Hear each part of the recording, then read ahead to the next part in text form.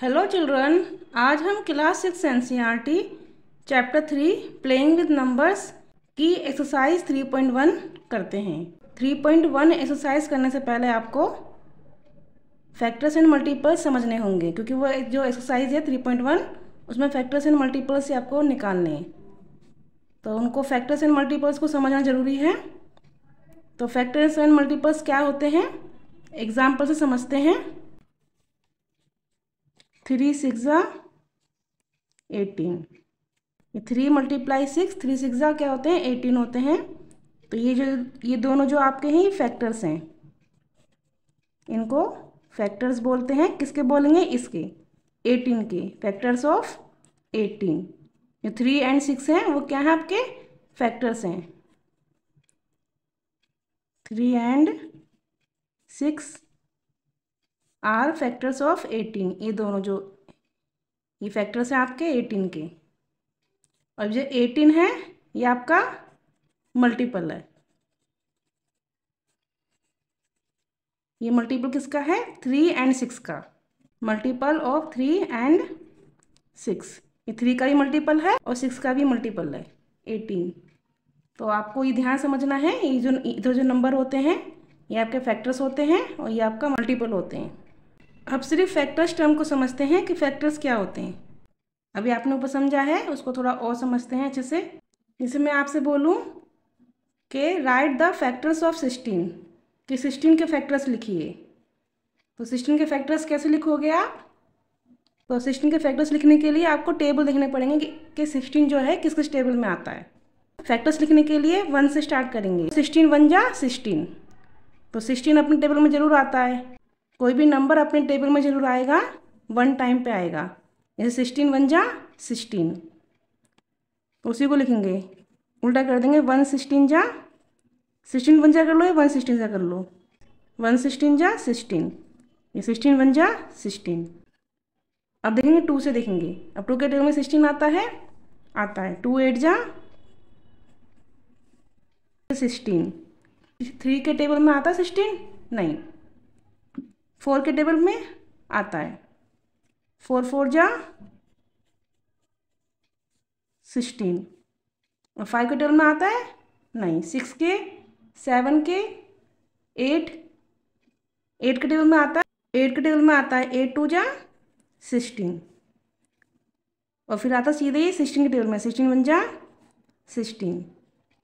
वैसे इन दोनों को लिखने की ज़रूरत नहीं थी, क्योंकि ये आप देखो 8 2 जा कर लो, ये 2 8 जा कर लो, ये सेम एक ही बात है, ये दोनों सेम है। 2 8 जा 8 2 जा, नंबर सेम है। ऐसे ये 1 16 जा और 16 1 जा, तो ये दोनों सेम है। तो ये आपके ये टेबल्स हैं, जिस टेबल्स में 16 आता है। किसी भी नंबर का आप फैक्टर्स निकालोगे तो हमेशा 1 से स्टार्ट करना है, होगा उसका फैक्टर 1 जरूर होगा। उसको 1 से मल्टीप्लाई करोगे तो सेम नंबर ही आएगा। ये किस नंबर को मल्टीप्लाई करने पर 16 आएगा, आपको देखना है। टेबल्स में देख लीजिए कि किस किस टेबल में 16 आता है। तो आपके जो इधर वाले नंबर्स हैं, ये सारे ये जो हैं इधर वाले सारे फैक्टर्स हैं। ये आपके फैक्टर्स हैं किसके, 16 के। फैक्टर्स ऑफ 16 कौन कौन से हैं, इनको लिखना है। पहले 1 से स्टार्ट करेंगे। 1 है, उसमें 2 है, असेंडिंग में अरेंज कर लो इनको। जैसे छोटा नंबर लो, तो 1 है, फिर 2 है, 2 के बाद फिर 4 है, 4 के बाद 8 है, उसके बाद 16 है। तो आपके ये 16 के फैक्टर्स निकल गए। इन्हीं में से लिखना है आपको। ये 1 2, और 2 2 बार है तो एक ही बार लिखना है आपको। 4 भी 2 बार है पर एक बार लिखने हैं। जो नंबर 2 बार है उसको एक ही बार लिखना है। 8 भी 2 टाइम्स है तो एक बार लिखना है, और 16 भी 2 टाइम्स है तो एक ही बार लिखना है। जो नंबर रिपीट हो रहे हैं उनको बार बार नहीं लिखना, उनको एक ही बार लिखना है। 16 के फैक्टर्स ये होते हैं 1 2 4 8 16।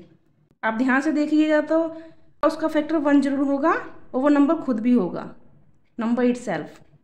किसी भी नंबर का आप फैक्टर्स निकालोगे तो 1 उसका फैक्टर 1 जरूर होगा, और वो नंबर खुद होगा, नंबर इटसेल्फ होगा वो। और इन्हीं के बीच में सारे फैक्टर्स आएंगे। तो ये फैक्टर्स निकालना अच्छे से सीखना है आपको, ध्यान से समझना है इसको। तो अभी आपने जो फैक्टर समझे हैं, ये 16 का फैक्टर्स निकालना समझा है, तो उससे आपको क्या समझ में आया, क्या कंक्लूजन निकला फैक्टर्स के बारे में, तो समझते हैं। नंबर 1 है कि 1 is a factor of every number. किसी भी नंबर के जब आप फैक्टर्स निकालोगे तो उसका फैक्टर 1 जरूर होगा। 16 1 जा 16, जैसे आप 8 का निकालोगे तो 8 1 जा 8। किसी भी नंबर का फैक्टर जब निकालोगे उसका फैक्टर 1 जरूर होगा। अब सेकंड है every number is a factor of itself. जैसे आप 16 का फैक्टर्स निकाल रहे हो तो उसमें 16 भी उसका फैक्टर है, खुद है, तो नंबर इटसेल्फ मतलब खुद नंबर भी उसका फैक्टर्स है। किसी भी नंबर के आप फैक्टर्स निकालोगे तो 1 जरूर होगा और वो नंबर खुद होगा। तो 1 और 2, 1 पॉइंट और 2 पॉइंट से ही समझ में आया आपका। अब नंबर 3 है every factor of a number is an exact divisor of that number. मतलब जो भी आपके फैक्टर्स निकले हुए हैं, जैसे 16 के फैक्टर्स निकाले हमने, ये 16 के फैक्टर्स हैं 1 2 4 8 16। 16 को 4 से डिवाइड करोगे तो उसमें भी रिमाइंडर 0 आएगा, और 16 को 8 से डिवाइड करोगे तो उसमें भी रिमाइंडर 0 आएगा। 16 को भी करोगे डिवाइड 16 से तो उसमें भी रिमाइंडर 0 आएगा। तो उसका मतलब क्या है कि ये जो सारे फैक्टर्स हैं वो उस नंबर के एग्जैक्ट डिवाइज़र होते हैं। जिस भी नंबर के आप फैक्टर्स निकालोगे जो फैक्टर्स होते हैं वो उसके एग्जैक्ट डिवाइज़र होते हैं। डिवाइड करके देखते हैं 4 को 16 से यहाँ पे, तो वो अगर 4 के टर्म में 16 कब आता है, 4 टाइम्स 4 4 जा 16, तो रिमाइंडर 0 आया ना। इसका मतलब क्या है, जो 4 है वो 16 का एग्जैक्ट डिवाइज़र है। ऐसे आप इनको करोगे तो इनके भी रिमाइंडर 0 आएंगे। ये नंबर्स हैं वो इस नंबर के एग्जैक्ट डिवाइज़र हैं। अब नंबर 4 है every factor is less than और equal to the given number. जिस भी नंबर के आप फैक्टर्स निकालोगे एक तो वो उस नंबर के लेस देन होगा या इक्वल होंगे।